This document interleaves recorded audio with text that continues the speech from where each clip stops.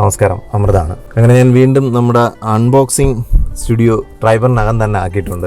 ഇതാകുമ്പോഴത്തേക്ക് നല്ല സൗണ്ട് പ്രൂഫാണ്. വണ്ടിയുടെ എഞ്ചിൻ്റെ സൗണ്ട് അകത്തേക്ക് ഇൻക്ലൂഡ് ചെയ്ത് കയറാതിരിക്കാനായിട്ടുള്ള കുറേ പ്രൊട്ടക്ഷനൊക്കെയാണ് എൻ്റെത് കംപ്ലീറ്റ് എലി തിന്ന് കളഞ്ഞത്. അപ്പോൾ അതിനായിട്ട് അടിയിലൊരു പ്രൊട്ടക്ഷൻ കാർഡൊക്കെ വെച്ചു. പക്ഷേ എങ്കിലും അതൊന്നും അത്രത്തോളം എഫക്റ്റീവ് ആകുമെന്ന് എനിക്ക് തോന്നുന്നില്ല. പിന്നെ ഞാൻ കുറേയൊക്കെ സെർച്ച് ചെയ്ത് നോക്കിയപ്പോഴത്തേക്ക് ഈ റോഡ് ആൻഡ് പ്രൊട്ടക്ഷൻ എന്നുള്ള നിലയിൽ ഒരു 3M ഒരു സ്പ്രേ ഉണ്ട്. അപ്പോൾ ഇത് നമ്മൾ എഞ്ചിൻ്റെ പല പാർട്സിലൊക്കെ അടിച്ചു കഴിഞ്ഞാൽ, അതായത് എഞ്ചിൻ ക്യാബിനകത്ത് എഞ്ചിൻ്റെ പല പാർട്സിലൊക്കെ അടിച്ചു കഴിഞ്ഞാൽ കുറേയൊക്കെ അതിൽ നിന്നൊരു റോഡൻസിൽ നിന്നൊരു പ്രൊട്ടക്ഷൻ കിട്ടുമെന്നാണ് പറയുന്നത്. പക്ഷേ എങ്കിലും റെനോയിലെ സർവീസ് എഞ്ചിനീയർ എൻ്റെ അടുത്ത് പറഞ്ഞത് അത് എലി വന്ന് കടിച്ചു നോക്കുമ്പോഴത്തേക്ക് ആ ടേസ്റ്റ് അവന് ഇഷ്ടപ്പെടാത്ത ഒരു അസ്വസ്ഥത ഉണ്ടാക്കുന്ന അല്ലെങ്കിൽ ഇറിറ്റേറ്റിംഗ് ആയിട്ടുള്ള ഒരു ടേസ്റ്റ് കൊണ്ട് അവൻ കളഞ്ഞിട്ട് പോകും എന്നുള്ളതേ ഉള്ളൂ. അപ്പോൾ എന്ന് വെച്ചിട്ട് കടിച്ച് നോക്കാതിരിക്കത്തില്ല. അപ്പോൾ അതുകൊണ്ട് തന്നെ അതിന് പൂർണ്ണമായിട്ട് ഒരു റെപ്പല്ലന്റ് ആക്ഷൻ ഇല്ല. അതുകൊണ്ട് ഞാൻ പിന്നെ എന്തായാലും അതൊന്ന് ട്രൈ ചെയ്യണം. അപ്പോൾ ഞാൻ ഇന്നിപ്പോൾ അൺബോക്സ് ചെയ്യാനായിട്ട് ഉദ്ദേശിച്ചത് ഇത് ഒരു ഇൻട്രസ്റ്റിംഗ് ആയിട്ടുള്ള ഒരു സാധനമാണ്. ഇൻട്രസ്റ്റിംഗ് എന്ന് വെച്ചാൽ ഞാൻ ഇത്രയും കാലം യൂസ് ചെയ്ത നമ്മളിപ്പോൾ ഈ മൊബൈലിൻ്റെ ഒക്കെ കവറുണ്ടല്ലോ, എനിക്ക് തോന്നുന്നു ഐഫോൺ യൂസേഴ്സിനൊക്കെ ഈ ഒരു ബ്രാൻഡ് വളരെ സുപരിചിതമായിരിക്കും. അതായത്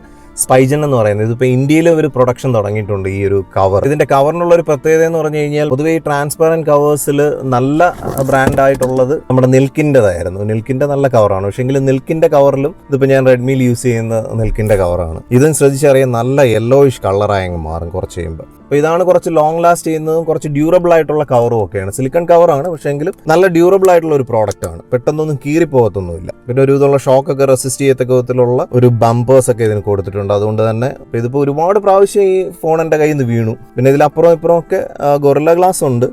ഗൊറില്ല ഗ്ലാസ് 6 or 5 കണ്ടാണെന്ന് തോന്നുന്നു. അതുകൊണ്ട് തന്നെ അതിൻ്റെ ഒരു ടഫ്നെസ് ഉണ്ട്. പക്ഷേ എങ്കിൽ ഈ റീസെൻ്റ് ആയിട്ട് ഐഫോണിൻ്റെ പഴയ 2 മോഡൽസാണ്. ഇത് ഞാനൊരു ട്രയലിന് വേണ്ടി വാങ്ങിച്ച് യൂസ് ചെയ്ത് നോക്കിയാണ്. അപ്പോൾ ഇത് കൂടാണ്ട് ഒരു 5S എനിക്ക് വർഷങ്ങൾക്ക് മുമ്പ്, എനിക്ക് തോന്നുന്നു 5S ഇറങ്ങി ആ ഒരു സമയത്ത് എൻ്റെ ഒരു പേഷ്യൻ്റ് എനിക്ക് ഗിഫ്റ്റ് ചെയ്തിട്ടുണ്ടായിരുന്നു. അപ്പോൾ അന്ന് ഈ 5S എൻ്റെ കയ്യിൽ നിന്ന് തറയിൽ വീണിട്ട് അതിൻ്റെ ഡിസ്പ്ലേ പൊട്ടിപ്പോയി. ഡിസ്പ്ലേ പൊട്ടിയിട്ട് ഏതാണ്ട് 5 വർഷത്തിന് മുമ്പ് കണ്ടാണെന്ന് തോന്നുന്നു. അതിൻ്റെ സർവീസ് സെൻറ്ററിൽ അതിൻ്റെ കോസ്റ്റ് അന്വേഷിച്ചപ്പോഴത്തേക്ക് ഏതാണ്ട് 10,000 പുറത്തുണ്ടായിരുന്നു അതിൻ്റെ ഡിസ്പ്ലേയുടെ കോസ്റ്റ്. അപ്പോൾ അത്രയും കോസ്റ്റ് ആയതുകൊണ്ട് ഞാൻ അന്ന് ചേഞ്ച് ചെയ്തില്ല, അതുകൊണ്ട് സൂക്ഷിച്ച് വെച്ചിരുന്നു. ഇപ്പോൾ റീസെൻ്റ് ആയിട്ട് ആപ്പിളിൻ്റെ M1 പ്രോസസ്സറൊക്കെ വന്നപ്പോഴത്തേക്ക് കുറച്ച് ഇൻട്രസ്റ്റിംഗ് ആയിട്ട് അതിനെക്കുറിച്ച് അറിയാനും കൂടുതൽ മനസ്സിലാക്കാനും ഒക്കെ തുടങ്ങിയപ്പോഴത്തേക്ക് എന്തായാലും ആപ്പിളിൻ്റെ ഫോണും ഒരു ആൻഡ്രോയിഡും ആയിട്ടുള്ള വ്യത്യാസം, അല്ലെങ്കിൽ ആപ്പിളിൻ്റെ OSഉം ആൻഡ്രോയിഡും ആയിട്ടുള്ള വ്യത്യാസമൊക്കെ കുറച്ച് നാളായിട്ട് ഇങ്ങനെ പഠിച്ചുകൊണ്ടിരിക്കുകയാണ്.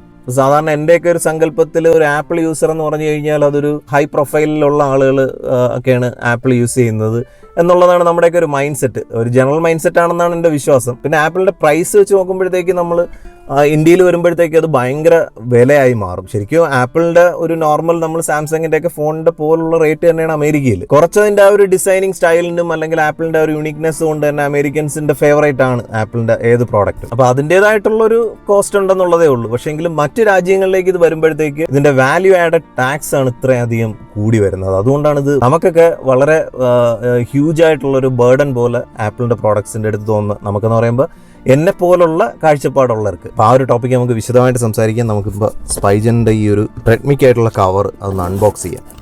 ഇപ്പോൾ സ്പൈജൻ ഇപ്പോൾ കുറച്ച് കോസ്റ്റ് എഫക്റ്റീവായിട്ട് ഇന്ത്യയിൽ ഇത്തരത്തിലുള്ള മൊബൈൽ ഫോൺ കവേഴ്സൊക്കെ ഇറക്കുന്നു എന്നൊക്കെ പറഞ്ഞൊരു അഡ്വർടൈസ്മെൻറ്റ്, ഒരു ക്യാമ്പയിൻ ഞാൻ ഫേസ്ബുക്കിൽ കണ്ടായിരുന്നു. ഓക്കെ, നമ്മുടെ ചൈനീസ് കത്തി ഞാൻ ഫ്ലിപ്കാർട്ടിൽ നിന്നാണ് വാങ്ങിച്ചത്. ഓക്കെ, നല്ല പാക്കിംഗ് ഒക്കെയാണ്. അതിൻ്റെ പ്രൈസ്, ഇതൊരു സ്റ്റിക്കറാണ്. ബില്ലൊക്കെ സ്റ്റിക്കറായിട്ട് വന്നിരിക്കുന്നത്. എനിക്ക് തോന്നുന്നു ഇതിൻ്റെ പാക്കിങ്ങിൽ ഒട്ടിക്കത്തക്ക വിധത്തിലാണെന്ന് തോന്നുന്നു അവർ ചെയ്തിരിക്കുന്നത്. അപ്പം ഞാൻ എല്ലാ വീഡിയോസിലും പറയാറുണ്ട്, ഇതിൻ്റെ അൺബോക്സിംഗ് എന്ന് പറയുന്നത് തന്നെ ഒരു ആർട്ടാണ്. അപ്പോൾ ഇതാണ് സാധനം. സോളിഡ് ബിൽറ്റാണ്. ഇത് 1300 കണ്ടാണ് ഇതിൻ്റെ കോസ്റ്റ്. ഇതിപ്പോൾ എനിക്ക് 700 ഓഫറിൽ എടുത്തതാണ്. അപ്പോൾ ഇതിലൊരു സ്റ്റിക്കറുണ്ട്, അതങ്ങ് ഇളക്കി കളയണം. Remove protective film Spigen. ബാക്കിലാണോ ഫ്രണ്ടിലാണോ? യെസ്, ബാക്കിലാണ്. ബാക്കിലും ഫ്രണ്ടിലും ഉണ്ടെന്ന് തോന്നുന്നു. യെസ്, ഇതിനകത്തൊരു പ്രൊട്ടക്റ്റീവ് ഫിലിം ഉണ്ടെന്നുള്ളത് നമ്മൾ മനസ്സിലാക്കത്തില്ല. കവറിങ് അല്ലേ? യെസ്, പെട്ടെന്ന് കണ്ടാൽ അങ്ങനെ ഒരു സാധനം ഉണ്ടെന്ന് തോന്നത്തില്ല. പലരും ഇത് റിമൂവ് ചെയ്യാതെ വെച്ചിരിക്കുന്നത് ഞാൻ കണ്ടിട്ടുണ്ട്. ഇതും കൂടെ ഇളക്കിയാൽ മാത്രമേ നമുക്ക് ആ ഒരു ട്രാൻസ്പാരൻ്റ് ആയിട്ട് ഫോൺ കാണാൻ പറ്റത്തുള്ളൂ. നല്ല ക്രിസ്റ്റൽ ക്ലിയർ ആണ്. ഇത് ക്രിസ്റ്റൽ ക്ലിയർ എന്നുള്ളത് മാത്രമല്ല, നല്ല ടഫാണ്, നല്ല റോക്ക് സോളിഡാണ്. അത് നമ്മുടെ ആർമർ ഗ്രേഡ് എന്നൊക്കെ പറയുമല്ലോ. ഈ നിൽക്കിൻ്റെ കവർ ഇതുമായിട്ട് കമ്പയർ ചെയ്യുമ്പോൾ തന്നെ മനസ്സിലാവും എൻ്റെ ആ ഒരു ബിൽഡ് ക്വാളിറ്റി. നെൽക്കിനും അത്യാവശ്യം നല്ല ബിൽഡ് ക്വാളിറ്റി ഉള്ള കവറാണ്. അപ്പോൾ ഇതിനകത്തങ്ങോട്ട് ഇട്ട് കഴിഞ്ഞാൽ പിന്നെ പ്രൊട്ടക്റ്റീവ് കവചം കൊടുത്താണ് കാണാം. ഇതിന് എങ്ങനെയൊക്കെ എടുത്തെറിഞ്ഞാലും ഇതിന് കുഴപ്പമൊന്നും വരത്തില്ല. അതുപോലെ ഫ്രണ്ടിലത്തെ ഒരു ബമ്പർ തന്നെ നന്നായിട്ട് ഏതാണ്ടൊരു നല്ല ഹൈറ്റിൽ തന്നെ ഉണ്ട്. പൊതുവേ ഇത് ആപ്പിൾ യൂസേഴ്സാണ് ഈ ഒരു കവർ യൂസ് ചെയ്യുന്നത്. പക്ഷേ എങ്കിലും നല്ല വാല്യൂ ഫോർ മണി ആയിട്ടുള്ള കവറാണ്. അതായത് വൺസ് ഇത് വാങ്ങിച്ചിട്ട് കഴിഞ്ഞാൽ ഒരു 2-3 വർഷത്തേക്ക് ഇതിനെക്കുറിച്ച് ബോദർ ചെയ്യേ വേണ്ട. നല്ല പ്രൊട്ടക്റ്റീവ് കവറിങ് ആയിട്ടിരുന്നുള്ളൂ. അതുപോലെ കളർ ചേഞ്ചും വരുന്നില്ല. ഞാനിതിപ്പോൾ ഇത് യൂസ് ചെയ്തിട്ട് ഏതാണ്ട് 6-7 മാസമായി. ഇതുവരെ ആ ഒരു കളർ ഫെയ്ഡിങ്ങോ അല്ലെങ്കിൽ ഇതിൻ്റെ ബാക്കിലത്തെ ആ ഒരു കളറിലൊന്നും ഒരു വ്യത്യാസവും വന്നിട്ടില്ല.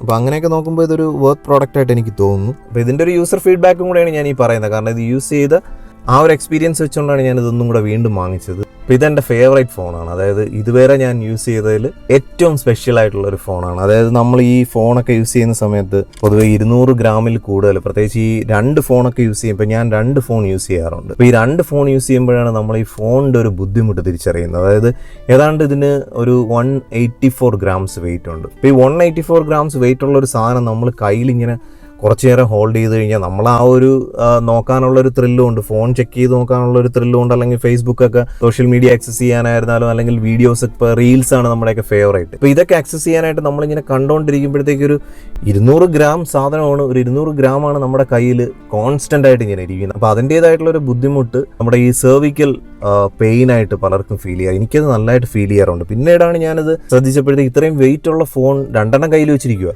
അപ്പോൾ ഇതൊരു കോൺസ്റ്റൻ്റ് ആയിട്ട് യൂസ് ചെയ്യുന്നതിൻ്റെ ഒരു ഫലം എന്ന് പറയുന്നത് എസ്പെഷ്യലി നമ്മുടെ ഈ ലിറ്റിൽ ഫിംഗറിലാണ് ഇവൻ ഹോൾഡ് ചെയ്തിരിക്കുന്നത്.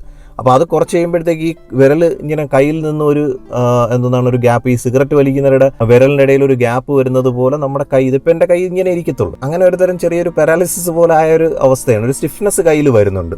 അപ്പോൾ അതൊന്ന് ഒഴിവാക്കാൻ വേണ്ടിയിട്ടാണ് ഞാൻ ഈ ഒരു ഫോണിലോട്ട് മാറിയത്. അപ്പം മാറിയപ്പോഴത്തേക്ക് ഇവൻ ഏതാണ്ട് അതിൻ്റെ ഒരു പെർഫോമൻസും തരുന്നുണ്ട്. അപ്പോൾ ഇതിനെ സംബന്ധിച്ചിടത്തോളം ഞാൻ കാണിക്കാം. ഇതിലിപ്പോൾ ലേറ്റസ്റ്റ് ആയിട്ടുള്ള iOS 16 ഇല്ലെന്നുള്ളതേ ഉള്ളൂ. പക്ഷേ എങ്കിലും ഇപ്പോൾ റീസെൻ്റ് ആയിട്ട് കഴിഞ്ഞ ആഴ്ചയിലും അപ്ഡേറ്റ് ഉണ്ടായിരുന്നു, 15.6.1. അതായത് 2016 കണ്ടിറങ്ങിയ ഫോണാണ്. സ്റ്റിൽ അവർ ആ ഒരു കൈത്താങ് അതിന് തന്നിട്ടുണ്ട്. ഇപ്പോഴും അവർ അതിൻ്റെ അപ്ഡേറ്റ് തന്നുകൊണ്ടിരിക്കുന്നു. അപ്പോൾ ഇതൊക്കെ ആയിരിക്കും ആപ്പിളിൻ്റെ ഒരു ഏറ്റവും വലിയ സവിശേഷത. അപ്പോൾ ഈ ഒരു ഫോണിൻ്റെ ഒരു ടാഗ് ലൈൻ തന്നെ a big step for small. അപ്പോൾ അത്രയ്ക്ക് കുഞ്ഞായിട്ടുള്ളൊരു ഫോൺ, പ്രത്യേകിച്ച് ഈ കവറിന്നൊക്കെ എടുത്തു കഴിയുമ്പോഴാണ് അതിൻ്റെ ആ ഒരു ക്യൂട്ട്നെസ്. കാരണം കൈയുടെ അകത്തിരിക്കും, നമുക്കിങ്ങനെ ഒരു സാധനം കൈ പിടിച്ചിരിക്കുന്നതെന്ന് പോലും അറിയാൻ പറ്റത്തില്ല.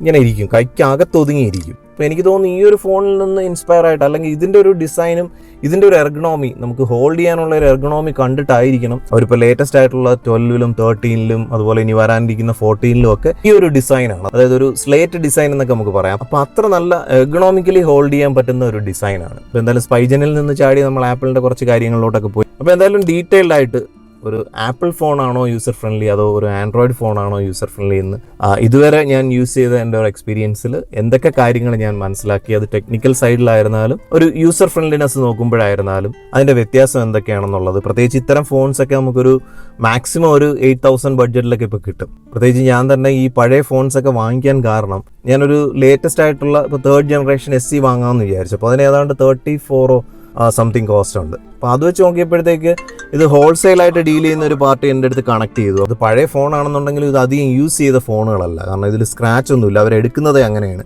കംപ്ലീറ്റ് സ്ക്രാച്ച് ഒന്നും ഇല്ല എന്നൊക്കെ ഉറപ്പ് വരുത്തി ഫുൾ ചെക്ക് ചെയ്തിട്ടേ ഇവരൊരു യൂസറിൻ്റെ ഈ ഫോൺ വാങ്ങുന്നുള്ളൂ. അത് പിന്നെ തേർഡ് പാർട്ടിക്ക് തിരിച്ച് സെല് ചെയ്യുകയാണ് ചെയ്യുന്നത്. അപ്പോൾ അങ്ങനെ ഒത്തിരി ഫോണുകൾ എനിക്ക് അയച്ചു തന്നു. പലതും ഞാൻ ചെക്ക് ചെയ്ത് നോക്കി, എല്ലാം കൊള്ളാം. അപ്പോൾ ആളുടെ ഡീറ്റെയിൽസ് ഞാൻ ഇതിൻ്റെ കംപ്ലീറ്റ് ആയിട്ടുള്ളൊരു വീഡിയോ വരുമ്പോഴത്തേക്ക് ഞാൻ അതിനകത്ത്, അല്ലെങ്കിൽ നിങ്ങൾക്ക് കോൺടാക്ട് ചെയ്യാം, ഈ ഒരു ഫോൺ നമ്പറിൽ കോൺടാക്ട് ചെയ്ത് കഴിഞ്ഞാൽ നിങ്ങൾക്ക് ഇത്തരത്തിലുള്ള യൂസ്ഡ് ഫോൺസ് വാങ്ങാവുന്നതാണ്. അപ്പോൾ എന്തായാലും ഒരു ആൻഡ്രോയിഡ് ഫോണാണോ അല്ലെങ്കിൽ ഒരു ആപ്പിൾ ഫോണാണോ ബെറ്റർ എന്നുള്ളതിനെക്കുറിച്ചുള്ള എൻ്റെ ഒരു എക്സ്പീരിയൻസ് ഞാൻ വരുന്ന വീഡിയോസിൽ ഷെയർ ചെയ്യുന്നതായിരിക്കും. അപ്പോൾ എന്തായാലും മറ്റൊരു ബ്ലിസ്ഫുൾ സ്റ്റോറി ആയിട്ടോ അൺബോക്സിംഗ് വീഡിയോ ആയിട്ടോ അല്ലെങ്കിൽ ഒരു ട്രൈബർ വിശേഷമായിട്ടോ അല്ലെങ്കിൽ ഒരു ബുള്ളറ്റിൻ്റെ ഒരു എക്സ്ക്ലൂസീവ് കണ്ടന്റ് ആയിട്ടോ കുറച്ച് യൂസർ റിവ്യൂസ് ഉണ്ട്, യൂസർ ഫീഡ്ബാക്സ് ആയിട്ടുള്ള കുറച്ച് കണ്ടന്റ്സ് ചെയ്തിട്ടുണ്ട്. അതെല്ലാം എഡിറ്റ് ചെയ്ത് ഉടൻ തന്നെ അപ്ലോഡ് ചെയ്യുന്നതായിരിക്കും. അപ്പോൾ അത്തരത്തിലൊരു കണ്ടന്റുമായിട്ട് നമുക്ക് വീണ്ടും കാണാം. Thank you for watching and thank you for supporting me.